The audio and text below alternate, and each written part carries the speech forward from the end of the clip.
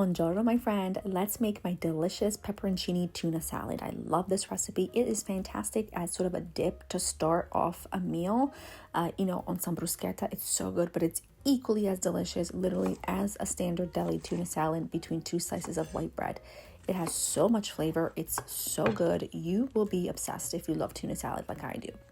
I'm using a shallot, but you of course can use a red onion, chives, scallions, any allium, any onion that you want, you have, go for it. Just make sure you dice it nice and small. You want everything like minced nice and small, along with some celery. And anytime I'm using celery in a dish where I'm not cooking it like a salad, I always make sure to use the heart of the celery, sort of the stalks on the very inside so that they're nice and tender.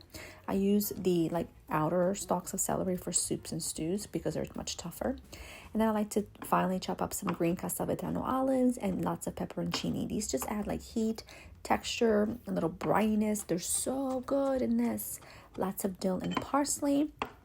And you want to make sure everything is really finely chopped so that it mixes really well with the tuna. You want to make sure your tuna is drained, whether you get one in water or one in oil. Make sure it's drained, and then you're going to come in here with a pinch of salt. And I'm going to be using mayo and whole grain mustard.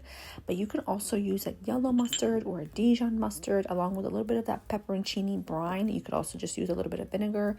You need a little bit of tanginess. And I'm telling you guys, this is so delicious. I highly suggest you double the recipe and keep it in the fridge, because if you love tuna salad like we do, my husband and I love to make tuna salad sandwiches. Just literally a roll or a white bread, tuna salad, and then I would do a little bit more pickles, a little more capers, and a little more onion, and it's so good. I sprinkle the capers on top, but you really want to mix them in for this.